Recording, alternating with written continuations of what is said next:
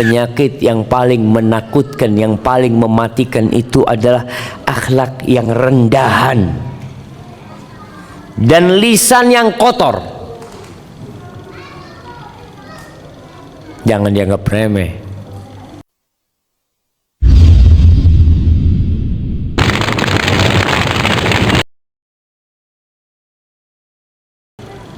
Segala puji bagi Allah Jalla Jalaluh yang mengumpulkan kita di atas petunjuk dan ketakwaan kepadanya. Tatkala semua perkumpulan, tatkala semua persahabatan, tatkala semua hubungan yang tidak dibangun di atas ketakwaan akan menjadi permusuhan. Hanya orang-orang yang berkumpul karena Allah, hanya orang-orang yang saling mengasihi karena Allah, yang hubungan mereka akan kekal dan abadi. Allah mengatakan al-akhilla yawma idzin ba'duhum li ba'din adu illa al-muttaqin. Allahumma salli wa sallim ala sayyidina wa maulana Muhammadin wa ala alihi wa ashabihi ajma'in. Amma ba'd. Jamaah rahimakumullah. Yang pertama, ana mohon maaf karena keterlambatan ini sehingga membuat antum harus lebih banyak pahalanya, harus menanti lebih lama di tempat ini. Tapi begitulah kehidupan ini jamaah. Allah mengatakan inna kulla syai'in khalaqnahu biqadar. Segala sesuatu tuh Allah ciptakan sudah ada kadarnya, ada ketentuannya. Tidak semua yang kita inginkan dapat kita raih. Tidak semua yang kita mauin itu terwujudkan. Tapi yang terjadi sejatinya adalah kehendak Allah Jalla Jalaluh. Malam hari ini ada satu hal yang ingin ana sampaikan berkaitan dengan masalah buruknya akhlak sebagian umat Islam yang diremehkan, khususnya buat orang-orang yang udah pada ngaji. Padahal kalau kita lihat kedudukan akhlak dalam agama kita ini sangatlah tinggi. Masya Allah. Afwan, Mustafa itu sholat nggak ngadep kiblat, kiblatnya sebelah sana.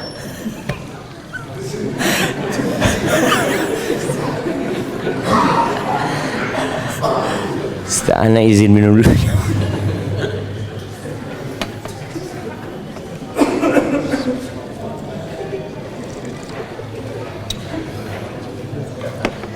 Karena memang ini termasuk hal yang aneh Masjid Nidaul Fitro ini jamaah.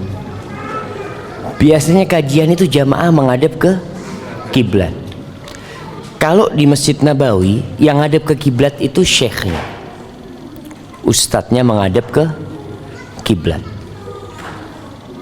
Di Nidaul Fitro nggak ikut Masjid Nabawi, nggak ikut masjid yang umum. Jadi ya nggak tahu lah, mungkin harus diluruskan. Awan, kembali kepada masalah akhlak. Kedudukan akhlak dalam agama kita ini jamaah sangat tinggi sekali. Bahkan keimanan kita itu dapat diukur dari akhlak, bukan dari banyaknya sholat, bukan dari banyaknya puasa. Rasulullah SAW mengatakan akmalul mu'minina imanan ahsanuhum khuluqan. Orang mukmin yang paling sempurna imannya siapa? Yang paling sempurna akhlaknya. Subhanallah. Bahkan kita tahu diutusnya Nabi kita Muhammad SAW adalah untuk menyempurnakan akhlak yang indah, menyempurnakan akhlak yang indah. Karena kalimat akhlak ini adalah kalimat yang umum, yang artinya karakter seseorang, kepribadian seseorang, sifat seseorang, tabiat seseorang yang bisa baik dan buruk. Ketika dikatakan fulan akhlaknya buruk, fulan akhlaknya baik.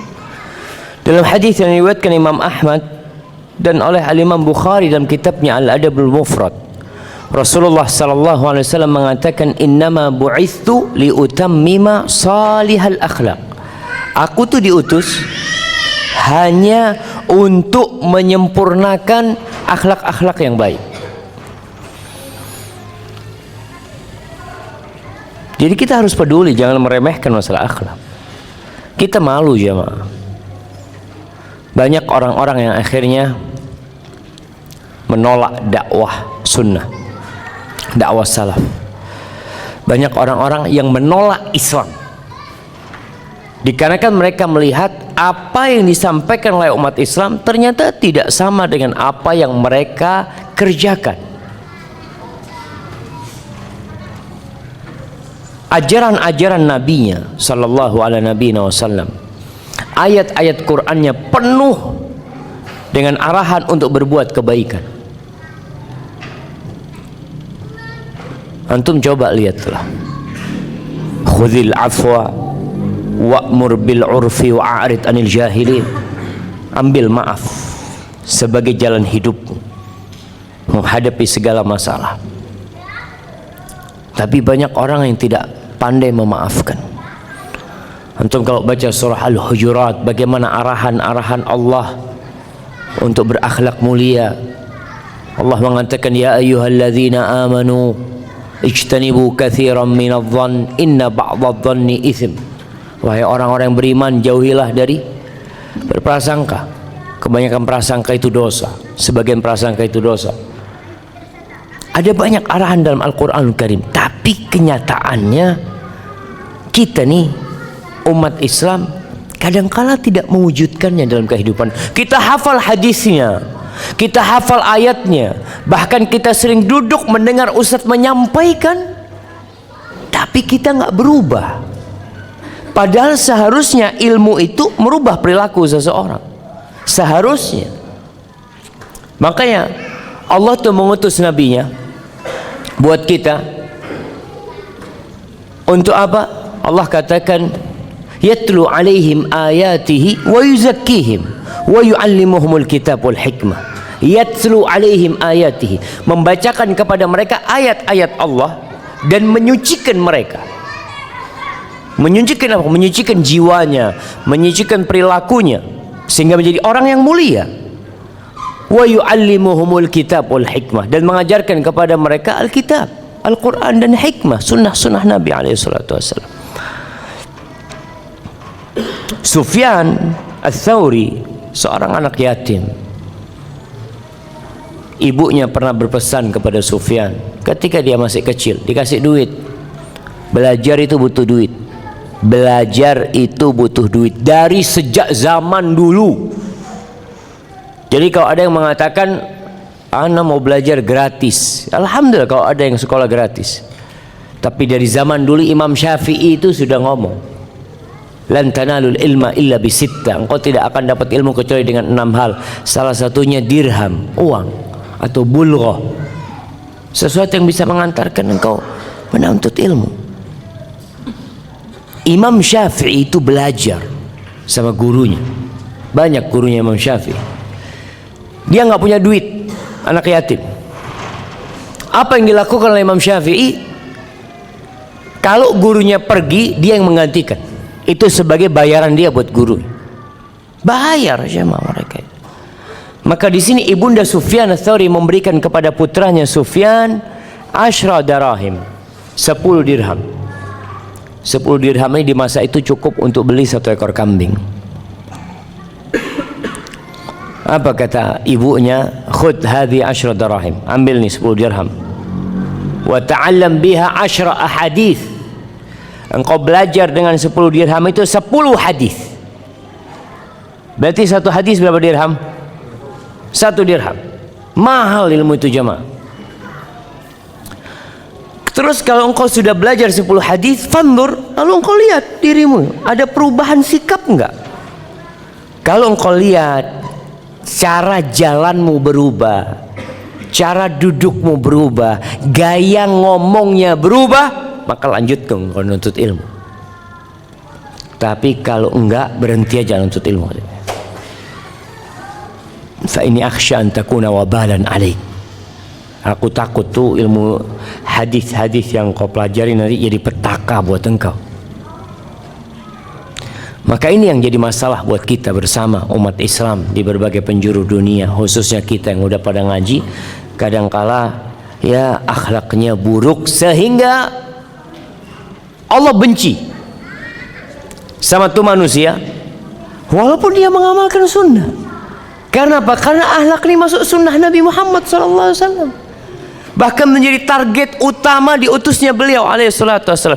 Rasulullah SAW akan benci, manusia benci. Orang tuh nggak suka, orang itu tidak suka. Apapun ajarannya, apapun agamanya, mereka itu semuanya tidak suka dengan orang yang akhlaknya buruk. Nggak ada yang cinta. Anak ini seneng banget kalau lihat orang akhlaknya buruk. Ustaz, nggak ada.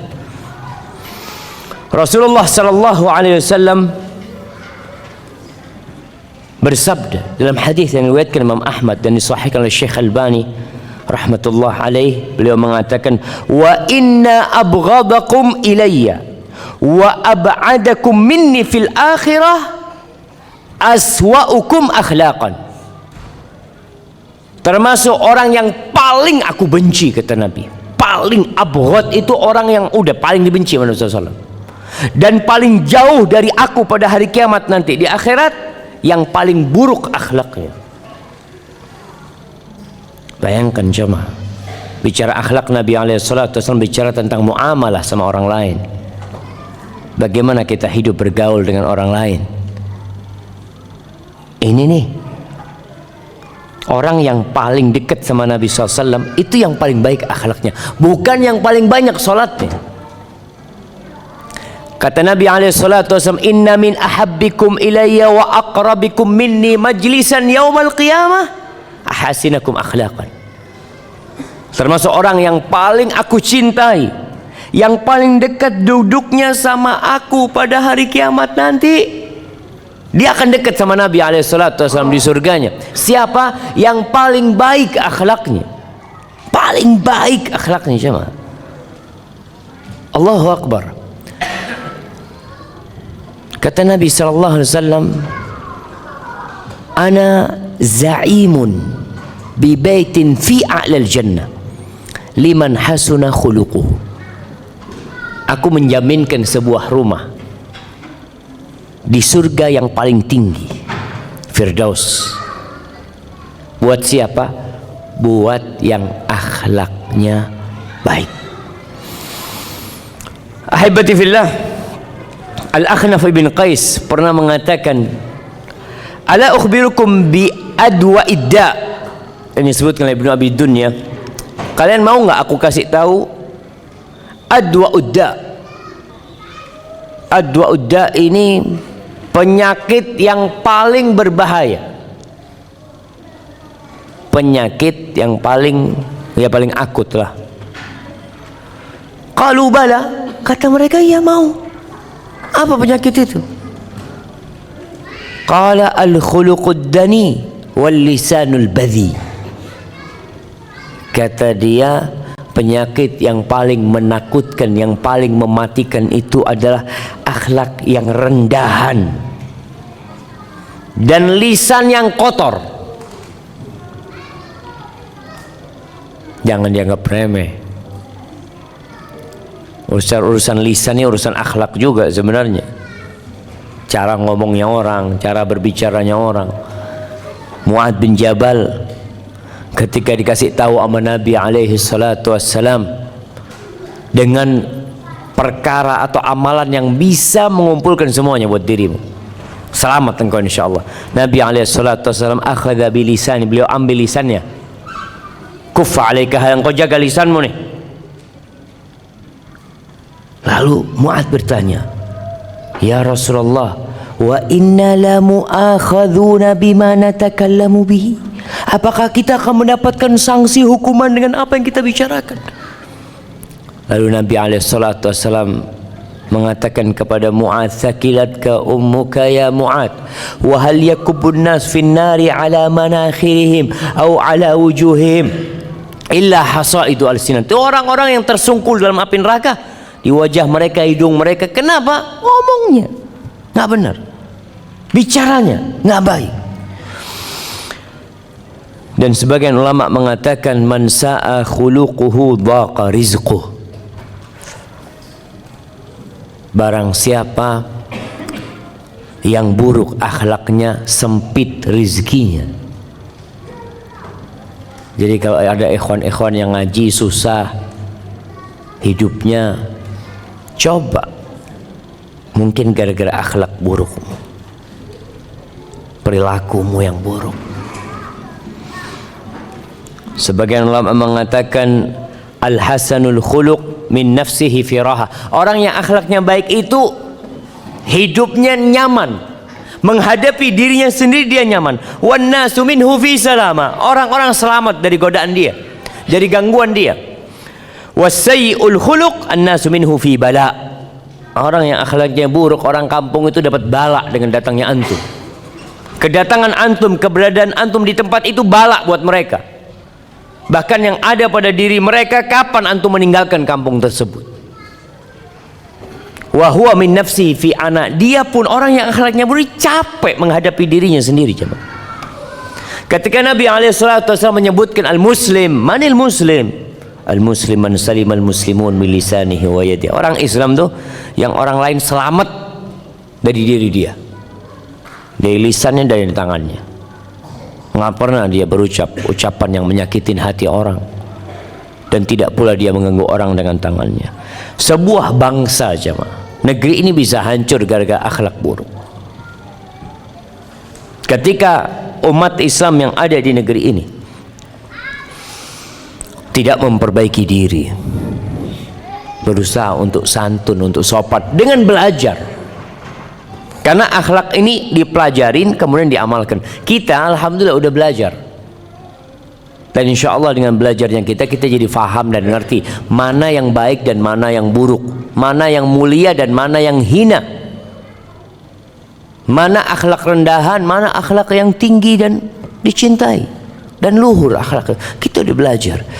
Orang kalau akhlaknya buruk, sampai Syauqi, Syekh Ibrahim Al-Hamad itu punya buku judulnya Su'ul Khuluq, akhlak yang buruk. Beliau ceritakan ucapan Imam Syauqi mengatakan wa idza usibal qaumu fi akhlaqihim fa'aqim alaihim ma'taman wa awila. Kalau sebuah bangsa sudah terserang dalam masalah akhlaknya, udah engkau bikin acara ya kesedihan atas kematian mereka, karena negara itu tidak lama lagi akan hancur. Bahkan sebagian mereka mengatakan innamal umamul akhlaqu ma baqiyat fa inhum dhahabat akhlaquhum dhahabu. Sebuah bangsa itu akhlak, ukurannya akhlak. Jadi kita yang udah ngaji sunnah diukur oleh orang-orang itu bukan hafalannya, bukan sholatnya, akhlaknya. Itu yang akan jadi tolak ukur buat manusia ketika melihat kita. Oh, tuh orang-orang yang ngaji di Nidaul Fitrah. Na'udzubillah. Na'udzubillah. Kenapa na'udzubillah? Kalau ilmunya kayak gini, dalilnya kayak gini nih, tapi akhlaknya na'udzubillah. Ini contoh, jamaah. Bukan anak ngomongin antum yang di sini. Tapi itu yang ada dalam pandangan masyarakat. Sebuah bangsa akhlaknya buruk, orang tidak menganggap umat itu ada. Kita pun nggak akan dianggap orang baik di masyarakat. Karena nampak kita nih kadangkala ya di masyarakat, di pergaulan kita, di tempat kerja kita, di kantor kita, kita tidak menunjukkan sebuah kepribadian muslim yang mengikuti sunnah. Yang ada hanya penampilan yang sesuai dengan sunnah. Nah, kita menjaga penampilan yang sesuai dengan sunnah, tapi harus dibarengin dengan akhlak yang mulia. Simak hadis yang diriwayatkan Ibnu Majah dari Ibnu Abbas radhiyallahu anhuma. Semoga Allah meridai Ibnu Abbas dan ayahnya. Beliau mengatakan qala Rasulullah sallallahu alaihi wasallam, Rasulullah sallallahu alaihi wasallam bersabda, ahlul jannati Man mala Allahu udhunaihi min sana'in nasi khairan wa huwa yasma'. Penghuni surga siapa sih? Siapa penghuni surga? Disebutkan di sini sama Nabi alaihi salatu wassalam, dia adalah orang yang telinganya Allah penuhi dengan pujian-pujian baik dari manusia. Dalam kondisi orang ini mendengar, dia masih hidup, dia dipuji oleh masyarakat. Jadi Allah penuhi telinga dengan pujian orang ini, orang baik, orang soleh, masya Allah. Itu ahlul jannah. Bukan berarti dia berharap pujian, bukan. Karena pujian sejatinya ketika Nabi SAW ditanya, bagaimana dengan seorang mukmin yang beramal kemudian dia dipuji? Apa kata Nabi SAW? Dzaka ajilu busyral mu'min. Itu adalah kabar gembira orang beriman yang disegerakan di muka bumi ini. Sebelum mati, dia mendengar pujian orang, tapi dia bukan berharap pujian. Ingat, itu ahlul jannah. Allah yang menuhin telinga dia dengan ucapan-ucapan manusia, pujian-pujian orang kepada dia. Wa ahlun nar, adapun penghuni neraka, man mala'a udhunaihi min sana'in nasi syarran wa huwa yasma'. Orang yang dipenuhi telinganya dengan hujatan-hujatan dari masyarakat, dari manusia. Dipenuhi telinganya, orang nggak suka sama dia. Ah, fulan kayak gini, fulan kayak gini. Dalam kondisi dia hidup dan dia dengar. Itu ahlun nar, jemaah. Maka jangan sampai kita hidup di muka bumi ini penuh celaan manusia kepada kita dalam urusan akhlak kita khususnya, dan kita diam aja nggak mau berubah. Jamaah, Abu Hazim Salamah ibn Dinar rahimahullahu ta'ala, dia menyebutkan kesengsaraan yang dibawa oleh orang yang akhlaknya buruk. Bagaimana orang yang akhlaknya buruk ini membawa kesengsaraan dalam kehidupan pribadinya, kehidupan keluarganya, kehidupan bermasyarakat, kehidupan di tempat kerja dia bawa kesengsaraan. Yang mengatakan as-sayyi'ul khuluq ashqan nas. Ashqan nasi bihi nafsuhu allati baina jambai. Orang yang paling sengsara dengan orang yang akhlaknya buruk ini siapa? Dirinya sendiri. Orang yang akhlaknya buruk itu sempit darinya. Apa ya, orangnya itu sumpek bi awake dhewe. Sama dirinya sendiri dia itu bingung. Ini yang pertama. Hiya minhu fi bala, jiwanya itu merasakan bala dengan keburukan akhlaknya. Thumma zaujatuh, setelah dirinya yang kedua siapa? Istrinya. Ibu-ibu itu kalau dapat suami yang kaya raya, ganteng, masya Allah, sholat 5 waktu di masjid, tapi akhlaknya buruk, itu merana perempuan itu. Betul nggak ibu-ibu? Betul nggak? Ada ibu-ibu jemaah? Tapi nggak juga kadang-kadang. Baik, istrinya. Kemudian summa waladuhu. Kemudian anaknya. Dapat bapak yang akhlaknya buruk, sengsara. Ngomongnya kasar. Hatta annahu la yadkhul baitah. Sampai ceritanya Abu Hazim mengatakan, tuh orang yang akhlaknya buruk kalau masuk ke rumahnya, wa innahum lafi surur, keluarganya, istrinya sedang berbahagia dengan anak-anaknya, bapaknya masuk, fayasma'una sautahu fayanfiru minhu faraqan minhu. Tahu-tahu kondisi rumah jadi sunyi senyap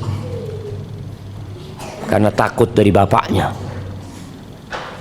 Bapaknya kasar kalau ngomong, kerjanya marah-marah. Di antara akar akhlak buruk itu, kata Ibnu Qayyim, al-ghadab, pemarah. Itu akar keburukan dari akhlak seseorang, ghadab. Ada 4. Yang pertama al-jahl, kebodohan. Yang kedua al-zulm. Yang ketiga asyahwah, syahwat. Yang keempat al-ghadab. Antum kalau suka marah, buruk berarti akhlak antum. Makanya ketika Allah menyebutkan penghuni surga, apa kata Allah? Wal kadhiminal ghaidh wal 'afina 'anil nas wallahu yuhibbul muhsinin. Itu sifat penghuni surga. Mereka adalah orang yang suka menahan emosinya, memaafkan orang lain, dan berbuat baik sama orang lain. Orang yang menyakitin dia, dia balas dengan kebaikan. Itu akhlak yang mulia. Karena memang Allah nyuruh kita seperti itu jamaah. Idfa' billati hiya ahsan. Idfa' billati hiya ahsan. Fa idzal ladzi bainaka wa bainahu adawah ka'annahu waliyyun hamim. Balaslah keburukan itu dengan kebaikan. Maka kita lihat nih, bagaimana sengsaranya keluarga yang dapat bapak akhlaknya buruk, pemarah, suka ngungkit-ngungkit kebaikan, ngomongnya kasar. Wa hatta inna dabatahu tahidu mimma yarmiha minal hijarah. Sampai binatangnya takut sama dia. Karena biasa dilemparin batu. Kalau ngelihat itu langsung miring-miring dia. Itu jamaah. Wallahi jamaah. Mereka merasakan naasnya punya majikan yang kucing, mungkin kucing gara-gara sering ditendang sama antum, dia ngelihat antum langsung nempel ke tembok. Sampai disebut wa inna kalbahu la yarahu fayanzu 'alal jidar. Sampai kalau dia punya, mungkin punya anjing untuk menjaga kebun atau anjing untuk berburu, kalau ngelihat bosnya ini langsung nempel ke tembok jemaah. Dia takut miring-miring sudah ke tembok. Karena dia merasakan keburukan akhlaknya orang ini. Hatta inna qittahu la yafirru minni. Sampai kucingnya kalau ngelihat bosnya langsung lari. Oh, aduh, jangan ketemu ini lagi sudah. Na'udzubillah. Kucing waktu di rumah kumpul sama istri antum, kumpul sama anak tuh main, dengar suara antum langsung kabur kucingnya. Enggak lah, ana main di rumah tetangga aja katanya. Hadza huwa jamaah. Akhlak buruk itu sampai seperti itu. Ana akan bacakan beberapa peringatan keras dari salafus saleh berkaitan dengan akhlak yang buruk insyaallah, supaya antum sadar dengan diri antum. Al-Fudail bin Iyad mengatakan la tukhalid sayyi'al khuluq. Jangan berbaur, jangan berteman dengan orang yang akhlaknya buruk. Fa innahu la yad'u illa ila syarr. Orang yang akhlaknya buruk itu tidak akan mengajak kepada kebaikan. Dia tidak akan mengajak kecuali kepada keburukan. Hati-hati. Bagaimana sekarang seorang yang mengenal sunnah, yang seharusnya menjadi kepanjangan lisan Rasul sallallahu alaihi wasallam, memperbaiki akhlak manusia, tapi dia sendiri akhlaknya buruk. Mungkinkah orang akan mendengar dari diri dia? Orang akan menjauh dari dia. Coba. Kita nih, setiap muslim ini punya kewajiban untuk berdakwah. Siapa sih pendakwah itu? Apakah ustadz yang ada di meja ini atau yang di atas mimbar? Syekh Abdul Rabb Nawabuddin dia mengatakan ad-da'i kullu muslimin mukallaf. Pendakwah itu setiap muslim yang mukallaf, yang baligh, akal, itu wajib berdakwah. Ustaz gimana kalau nggak punya ilmu? Al-alim yad'u ila ma'alimahu. Orang itu terbagi jadi dua, ada alim, ada ammi. Ada orang yang berilmu, ada orang awam. Orang yang alim maka dia berdakwah sesuai dengan ilmu yang dia pelajarin, dengan hikmah, dengan mau'izah hasanah, dengan berdialog dengan mereka. Ini orang alim. Bagaimana dengan orang awam? Tetap dia berdakwah, wajib dia berdakwah. Ila ma la yu'dzar muslim bijahli, kepada urusan agama yang setiap muslim wajib tahu. Ada urusan agama semua muslim tahu, sholat wajib semua tahu. Ketika antum melihat teman antum nggak sholat, antum, oh ana bukan ustad, afwan, ana bukan. Antum kenapa tidak mendakwain dia? Ana bukan anak pesantren ustad. Antum wajib mendakwain dia. Antum kan tahu hukumnya sholat wajib. Siapa yang tidak tahu sholat itu hukumnya wajib? Jadi orang awam punya kewajiban untuk berdakwah kepada perkara-perkara agama yang setiap muslim wajib tahu. Nggak mungkin seorang muslim nggak tahu masalah itu. Melihat temannya di kantor nggak puasa Ramadan, kantor makan ngerokok, dia tetap bekerja, Ditanya, kenapa antum tidak mendakwain dia? Saya bukan ustadz, kata dia. Ini harus diluruskan jemaah. Karena Rasul sallallahu alaihi wasallam mengatakan, man ra'a minkum munkaran falyughayyirhu biyadihi. Siapa yang melihat kemungkaran, rubah dengan tangannya. Nggak mampu dengan lisan, nggak mampu dengan hatinya, dia tetap punya kewajiban untuk berdakwah. Akan ditanya antum nanti. Maka ingat, kata Fudail bin Iyad, orang yang akhlaknya, gimana antum akan berdakwah? Gimana orang mau dengar dari antum kalau antum buruk akhlaknya? Sedangkan Fudail mengatakan dia tidak akan mengajak kecuali kepada keburukan. Antum mengajak kepada kebaikan, orang sudah berpandangan buruk kepada antum. Dan Fudail juga mengatakan, la ayyashabani fajirun. Allahu Akbar. Ini ucapan jamaah. Ana kalau baca ini hati ana kayak disayat-sayat jemaah. Dia mengatakan, la ayyashabani fajirun hasanul khuluq ahabbu ilayya min ayyashabani abidun sayyi'ul khuluq. Aku ditemanin sama orang jahat, bukan orang ahli ibadah, orang banyak dosa, tapi akhlaknya baik, itu lebih aku cintai daripada aku ditemanin sama orang yang ahli ibadah tapi akhlaknya buruk. Antum supaya lihat bagaimana pandangan manusia. Orang tuh, Anda sering sampaikan kepada mahasiswa, kepada murid-murid kita di STDI, Anda sampaikan kepada mereka, karena Anda ngajar mata kuliah akhlak Islamiyah. Anda sampaikan, orang-orang itu tidak akan pernah tanya kepada antum berapa nilai antum dalam pelajaran akhlak. Nggak akan tanya. Mereka tidak akan tanya antum kumlot atau tidak kumlot.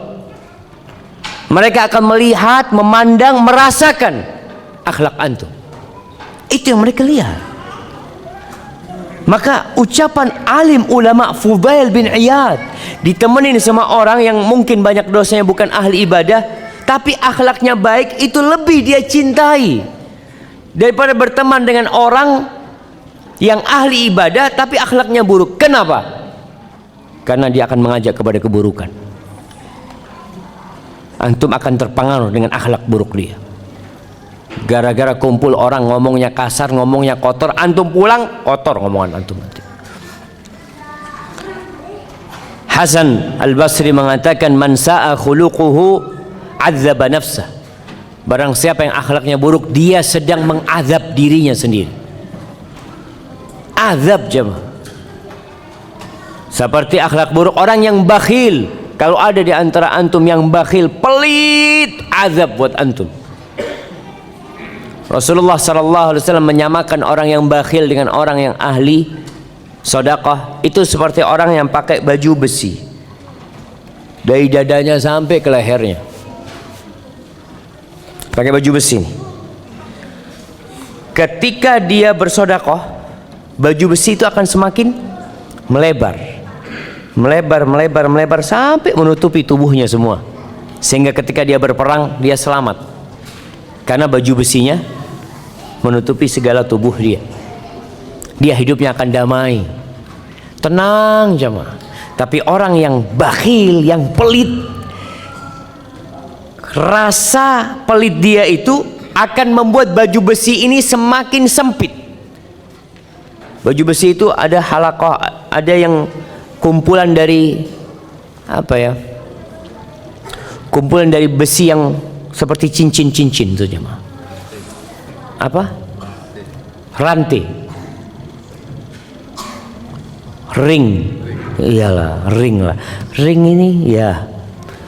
Jadi setiap dia itu malas mengeluarkan hartanya, cinta sama hartanya, baju besi itu semakin menyempit kepada dia sehingga dia susah bernafas.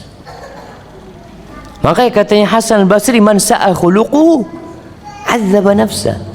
Barang siapa yang akhlaknya buruk, dia sedang mengazab dirinya sendiri.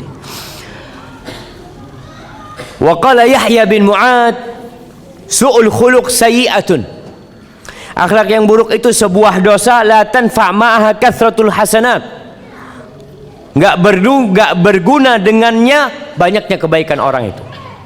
Orang yang akhlaknya buruk, dia akhlak buruk ini dosa.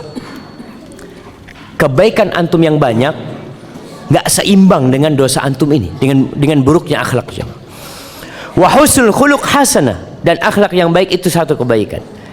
La tadurru ma'aha kathratus sayyi'at, banyaknya dosa nggak akan membahayakan dia. Kok bisa jamaah? Orang akhlaknya baik tapi banyak dosanya, selamat insya Allah. Orang akhlaknya buruk tapi banyak kebaikannya, bisa jadi nggak selamat. Kenapa? Yang paling berat di timbangan itu apa? Husnul khuluq. Athqalu ma fil mizan husnul khuluq. Yang paling berat di timbangan itu adalah akhlak yang mulia. Sehingga antum bisa bayangin ketika Nabi Muhammad SAW ditanya tentang seorang wanita. Ini wanita ya Rasulullah, taqumul lail, sholat malam, bukan yang wajib aja, sholat malam dia. Tasumun nahar, puasa sunnah, ahli ibadah. Wa tatasaddaq, suka sedekah. Walakinnaha salitah, tapi pedes kalau ngomong. Tu'dhi jiranaha. Ibu nih, ini perempuan nih, contohnya. Pedes kalau ngomong, suka menyakitin tetangganya. Apa kata Nabi Muhammad SAW? La khaira fiha, hiya finnar. Nggak ada kebaikannya tuh perempuan, di neraka tuh perempuan. Bayangkan, mana sholatnya, mana puasanya, mana sedekahnya, nanti akan ditimbang. Fa amma man thaqulat mawazinuhu fahuwa fi 'ishatir radiyah. Yang berat timbangan kebaikannya, dia akan berada dalam kehidupan subhanallah yang penuh keridhaan, yang menyenangkan. Dan sekarang ditimbang tuh sholatnya sama buruknya akhlaknya, lebih berat buruknya akhlak. Dalam hadis Ibnu Umar, ketika Rasulullah SAW ditanya, hadis riwayat Tabrani, tentang siapa orang yang paling dicintai Allah, kata Nabi SAW, ahabbun nas ilallah anfa'uhum linnas. Orang yang paling dicintai Allah adalah orang yang paling bermanfaat buat orang lain. Di akhir hadis itu beliau mengatakan, wa inna su'al khuluqi yufsidul amala kama yufsidul khallul asal. Akhlak yang buruk itu bisa merusak amal kebaikan, seperti dirusaknya madu sama cuka. Jadi madu kalau dicampur cuka, habis sudah rasa madunya, kebaikannya itu hilang. Dan yang terakhir, bagaimana kemudian kita memperbaiki akhlak kita?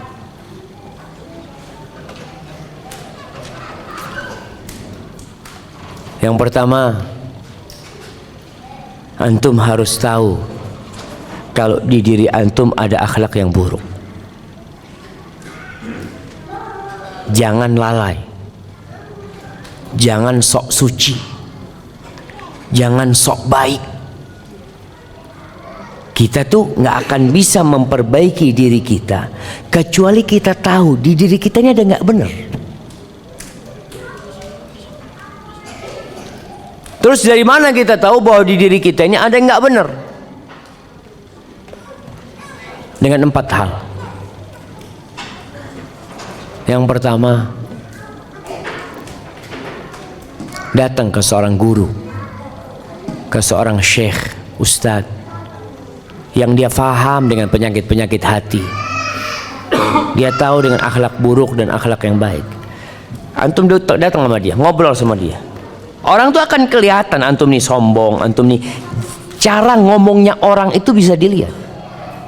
Maka semoga itu guru bisa memperbaiki antum. Yang kedua, kalau cara itu antum nggak dapat, anak nggak bisa dekat sama ustadz. Di kampung anak nggak ada ustadz, sulit anak belajar sama ustadz, duduk sama ustadz, apalagi ustadznya sibuk semuanya. Gimana caranya? Cara yang kedua, antum cari teman dan jadikan dia pengawas buat antum. Pengawas. Katakan, mulai saat ini ana minta antum ngawasin ana. Kalau antum melihat ada yang kurang tepat di diri ana, tolong diluruskan, tolong dikasih tahu. Dan antum terus terang ngomong sama sahibnya, sampaikan. Kenapa? Karena antum ingin lebih baik. Kalau sahib juga nggak ada, wallahi sahib semua kepentingan Ustaz. Nggak ada sahib yang jujur, yang benar, aduh semuanya. Ana ada fulus pada datang, ada fulus kabur semuanya. Oke. Yang ketiga, antum jangan cari musuh. Tapi ada orang yang nggak suka sama antum.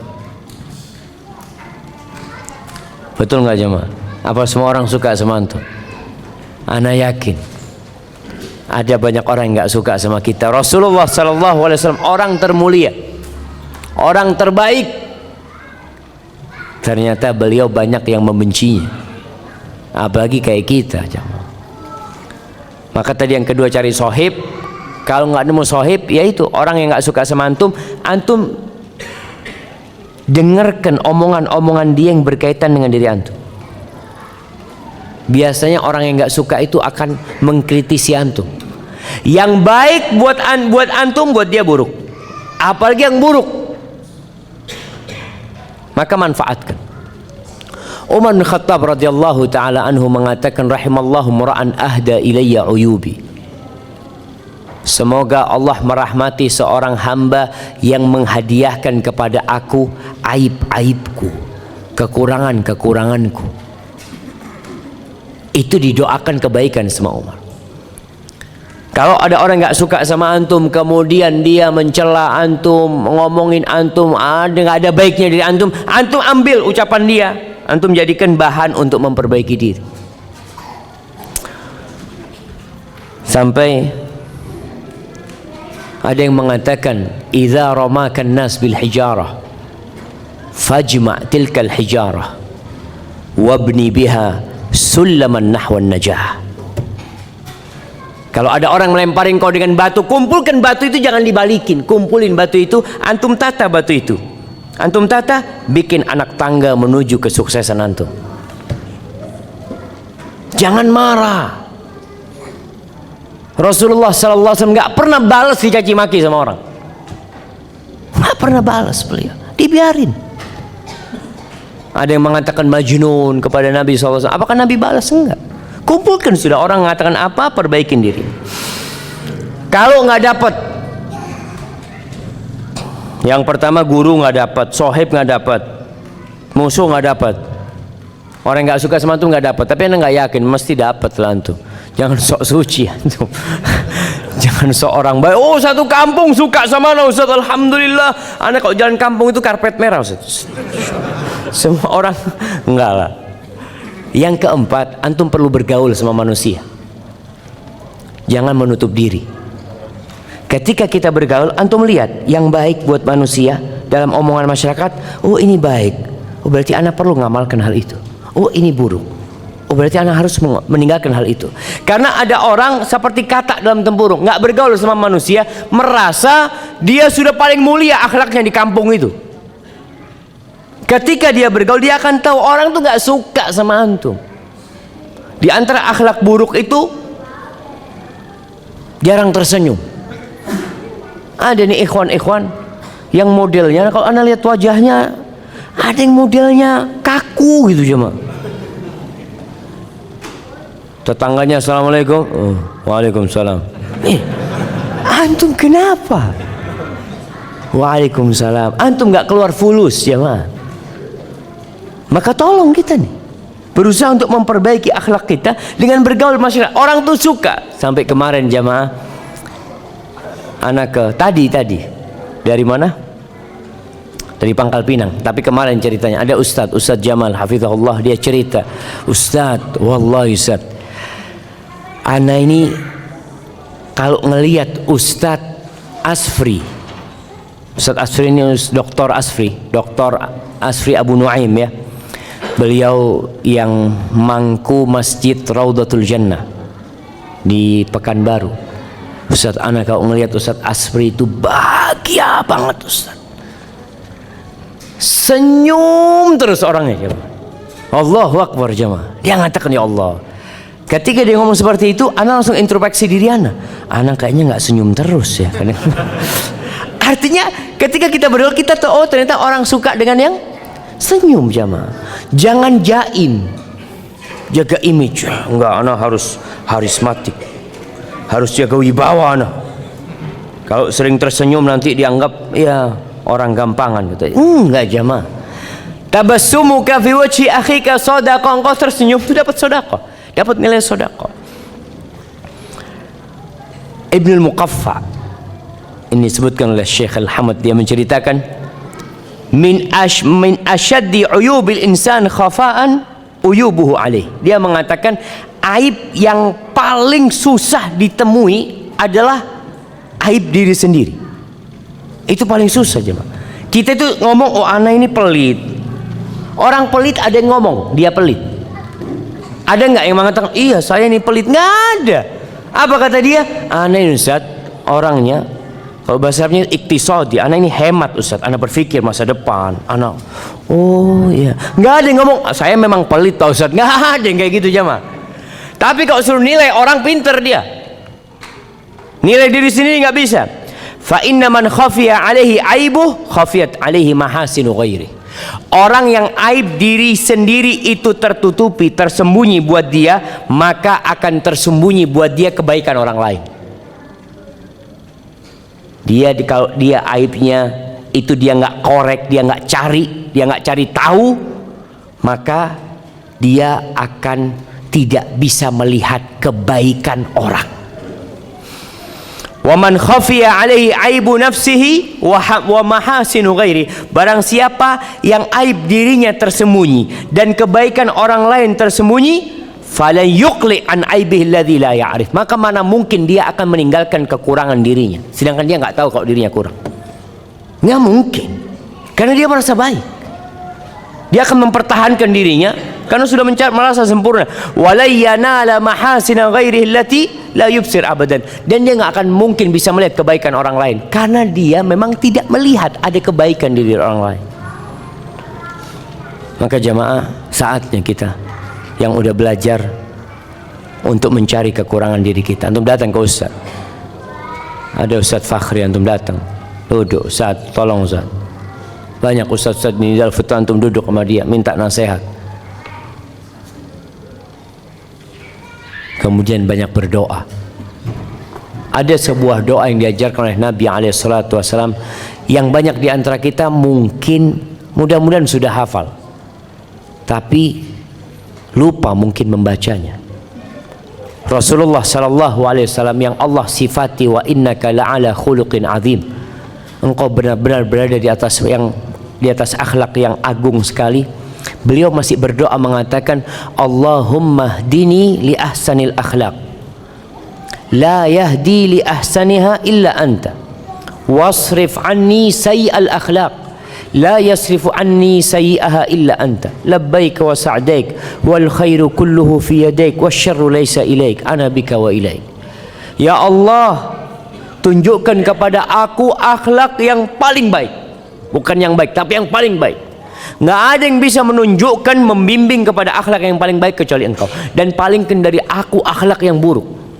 Seburuk-buruknya akhlak jauhkan dari aku, tidak ada yang bisa memalingkan kecuali engkau ya Allah. Baca doa itu. Kemudian doa Allahumma hassanta khalqi fahassin khuluqi. Dulu kita diajarin doa itu doa bercermin. Ya Allah, sebagaimana engkau sempurnakan akhlakku, kau perindah rupaku, indahkanlah akhlakku. Tapi ini bukan khusus bercermin, antum baca doa kapan saja. Kemudian doa Allahumma ati nafsi taqwaha wa zakkiha anta khairu man zakkaha anta waliyuha maulaha. Mohon dan terus berlatih untuk jadi lebih baik. InsyaAllah semoga apa yang dijanjikan oleh Nabi kita Muhammad SAW kita dapatkan, yaitu bersama Nabi di surga, di tempat yang paling tinggi ada rumah yang telah menanti orang-orang yang akhlaknya baik. Hadza wallahu a'lam bishawab. Mengingatkan kembali tentang tadi bahwasanya Nidaul Fitrah sedang hendak membebaskan lahan ya. Alhamdulillah sudah terkumpul dananya, cuma masih banyak kurangnya jamaah. di antara akhlak yang mulia adalah banyak-banyak bersedekah. Ketika antum punya kelebihan harta, nggak harus lebih jemaah, nggak harus lebih. Para sahabat itu bersedekah bukan karena lebih hartanya, bahkan mereka bersedekah dalam kondisi mereka tidak punya yang mereka makan. Allah mengatakan tentang mereka, wa yu'thiruna ala anfusihim walau kana bihim khasasah. Mereka lebih mengutamakan orang lain walaupun dirinya sedang butuh. Wa man yuqa syuhha nafsihi faulaika humul muflihun. Barang siapa yang dijaga dari kepelitan dirinya, maka adalah orang-orang yang sukses. Hadza wallahu a'lam bissawab. Allahumma ihdina li ahsanil akhlaq la yahdi li ahsaniha illa anta wasrif 'anna sayyi'al akhlaq la yasrifu 'anna sayyi'aha illa anta labbaik wa sa'daik wal khairu kulluhu fi yadaik wasyarru laysa ilaik ana bika wa ilaik. Wa sallallahu ala nabiyyina Muhammadin wa ala alihi washabihi wasallam. Ana mohon maaf karena harus berhenti ya ma. Subhanakallahumma wa bihamdika asyhadu an la ilaha illa anta astaghfiruka wa atubu ilaik. Wassalamualaikum warahmatullahi wabarakatuh.